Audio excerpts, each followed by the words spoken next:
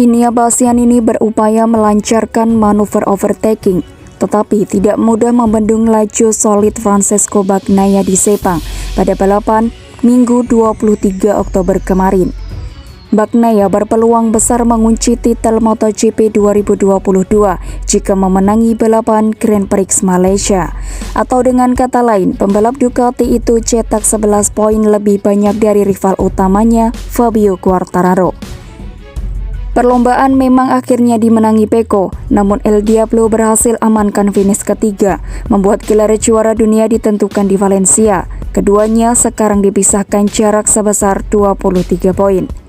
Dalam beberapa seri terakhir, Ducati menginstruksikan penunggang Desmose di GP agar berhati-hati saat membalap dengan Bagnaia, tetapi skuad Bolonya tak mengontrol untuk perebutan kemenangan dan podium.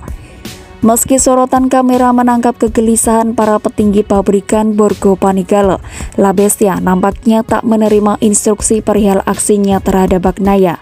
Bestia terus membayangi Pecco hingga garis finish. Usai race, Bastianini menuturkan bahwa dirinya harus menilai setiap gerakan Bagnaia, sembari mempertimbangkan di kejuaraan. Walau begitu, dia tidak pernah dengan sengaja berada di belakang calon rekan timnya itu. Ditanya apakah merencanakan serangan kepada Bagnaia, Bastianini menjawab, "Saya sangat dekat, terutama pada lap terakhir. Tetapi saya kira sulit untuk mengejarnya di bagian terakhir trek dan penting bagi saya untuk tetap dekat dengan posisi pertama. Saya mencoba masuk ke dalam tikungan 9, namun sulit jadi saya melaju keluar. Ya, saya suka menyerang, tapi selalu berhati-hati karena bagi Ducati, gelar ini sangat penting. Saya mencoba menyalip Pecco pada lap terakhir, tetapi itu sedikit berbahaya. Terkadang kita harus melihat pertanyaan lain, dia berjuang untuk kejuaraan dan seperti inilah yang terjadi." Sementara itu, dengan kemenangan ke-7 di Sepang, Bagnaia hanya perlu finish P14 di Valencia untuk menjadi juara, terlepas dari hasil balapan Quartararo. Bagnaia melakukan start bagus dalam GP Malaysia, start dari posisi ke-9, Pecco menduduki urutan kedua, setelah mengambil resiko pada pengereman di tikungan 1. Jebolan VR46 Riders Academy itu lalu memimpin lomba, usai tersungkurnya Jorge Martin di tikungan 5 pada lap 7. Diungkapkan oleh Bagnaia bahwa kecepatan Martin pada awal balapan menyulitkannya, sedangkan duel melawan Bastianini adalah bagian terberat. Reaksi selepas lampu start padam benar-benar hebat, tetapi juga pengereman pertama. Saya mengambil sedikit resiko untuk berada di depan, dan ini banyak membantu saya untuk berjuang demi menang.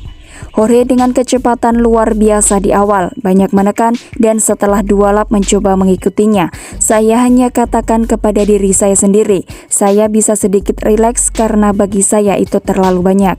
Ketika dia jatuh, hanya mencoba sedikit mengelola ban, tapi Inia banyak mendorong. Itu adalah salah satu bagian tersulit dari balapan ketika dia menyalip saya, dan cukup sulit untuk mengikutinya di awal karena dia punya lebih banyak traksi di tikungan cepat, sedangkan saya lebih banyak traksi di tikungan lambat.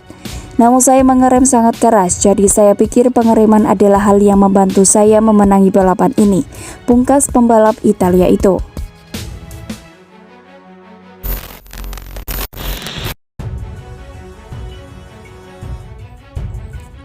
Bintang Ducati Francesco Bagnaia punya kans menyegel gelar juara dunia MotoGP 2022 di Sepang akhir pekan ini. Tetapi Pecco tak mau lengah sebab segala kemungkinan bisa terjadi dalam Grand Prix Malaysia. Finish ketiga dalam GP Australia minggu lalu cukup untuk membantu Francesco Pecco Bagnaia merebut posisi puncak klasemen dari rider Yamaha Fabio Quartararo yang mengalami crash di tahap awal lomba. Dengan 2 balapan sisa musim ini, Pecco unggul 14 poin atas El Diablo. Itu berarti GP Malaysia di sirkuit internasional Sepang akan menjadi match point pertama. Ia bisa memastikan gelar akhir pekan ini, namun itu tidak hanya bergantung pada raihannya, tetapi juga hasil akhir yang didapatkan Quartararo dan juga Alex Espargaro yang berada di P3 klasemen. Pecco Bagnaia perlu tambahan 11 poin lagi atas Quartararo dan Espargaro serta Inia Bastianini finish di belakangnya. Meski demikian, sang rider tidak ingin kemungkinan itu mengganggu pikiran. Bagi Bagnaia, hal terpenting adalah tetap fokus menghadapi balapan. Walau Sepang cocok dengan motor Yamaha di masa lalu, beberapa bagian dari trek sepanjang 5,5 km tersebut juga menguntungkan Ducati. Saya tidak sabar untuk balapan lagi di Malaysia. Dibandingkan dengan Phillip Island, tempat kami berada akhir pekan lalu, suhunya akan jauh lebih tinggi. Dengan cuaca tropis, sulit memprediksi apakah kondisi bakal kering ataupun basah. Saya pastinya akan tetap tenang di Australia, di mana kami memiliki lebih banyak masalah daripada di tempat lain. Kami berjuang untuk kemenangan. Di atas kertas, Sepang trek yang jauh lebih bersahabat bagi motor kami, ia menambahkan. Lantas bagaimana pendekatan akan dilakukan salah satu anak didik pembalap legendaris MotoGP Valentino Rossi tersebut guna menghadapi GP Malaysia? Kami memiliki semua kondisi untuk melakukannya dengan baik.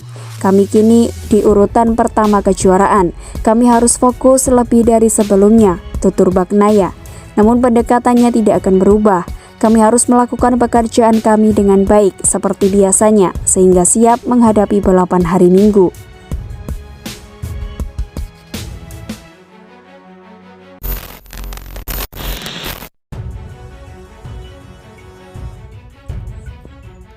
Marc Marquez bangga telah menyamai rekor Angel Nieto di MotoGP Australia akhir pekan lalu. Prestasi itu membuat manajer Repsol Honda Alberto Puig mengingatkan agar pembalapnya tak diremehkan. Sirkuit Phillip Island menjadi saksi betapa rider 29 tahun itu sudah mulai kembali ke performanya meskipun belum sampai ke level terbaik. Daya juga tinggi ketika berduel dengan lawan yang lebih muda merupakan satu sinyal. Ia pun mampu menggeber RC213V sekencangnya dengan pilihan sedikit beresiko, yakni ban belakang yang lunak. Marquez seolah melepaskan beban yang dipikul dalam 2 tahun terakhir. Juara dunia MotoGP 6 kali itu pun merebut posisi pertama dengan Alex Rins yang sayangnya kalah dan harus diterima peringkat kedua. Itu adalah podium yang ke-100 dalam karirnya di level Premier. Jika memperhitungkan dari debutnya di kelas 125cc pada tahun 2008, Marquez merupakan pemilik podium terbanyak kelima dalam sejarah kejuaraan dunia Grand Prix. Rekor 139 kali podium juga dimiliki legenda MotoGP Angel Nieto. Saya telah meninggalkan semua di trek dan saya menikmati semua overtaking. Kami berkembang, tapi masih ada banyak pekerjaan yang diselesaikan, ujarnya dikutip dari Motosan. Fantastis mencapai tonggak sejarah 100 podium di kelas Premier, sebuah kehormatan berbagi posisi dengan Nieto, tapi kami masih belum selesai. Marquez mengutarakan bahwa pencapaian tersebut sebagai sinyal bahwa Honda bergerak ke dimensi yang tepat. Ia pun optimis menatap MotoGP 2023. Kami terus membaik, Honda juga bekerja dengan sangat baik. Kami belum sampai puncak, tapi sudah bekerja keras untuk 2023. Hasil ini memberikan kami motivasi.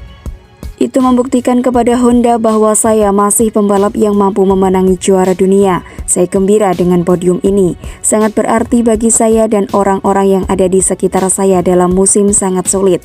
Anda tidak bisa pergi dari neraka kejayaan dalam waktu singkat. Sementara itu, Puig sangat menghormati dan menghargai kerja keras Marquez untuk kembali ke kecepatan sebenarnya. Yang paling penting sekarang adalah melihat Marc Marquez dengan DNA sebenarnya. Ini artinya berjuang untuk kemenangan.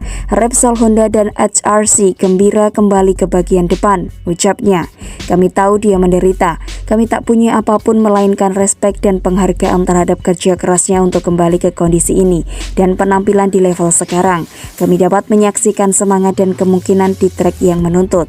Untuk itu, kami lanjut bekerja memberikan motor terbaik di masa depan dan mengembalikan titel ke Honda. Itu komitmen dan kewajiban kami sebagai perusahaan yang memimpin di dunia balap. Selanjutnya, MotoGP akan bergulir di sirkuit Sepang, Malaysia. Puig mengharapkan sukses kembali berpihak kepada pembalap andalan itu. Ketika Anda punya pembalap seperti Marc yang kembali ke performanya dan jelas pembalap spesial, Anda tidak bisa menyisihkan dari perhitungan. Tidak mudah, tapi kami akan pergi ke sana dan melihat apa yang terjadi. Paling penting adalah kondisinya berkembang dan Honda memberi senjata supaya dia bisa melakukan yang bisa dilakukan, pungkas Alberto Puig.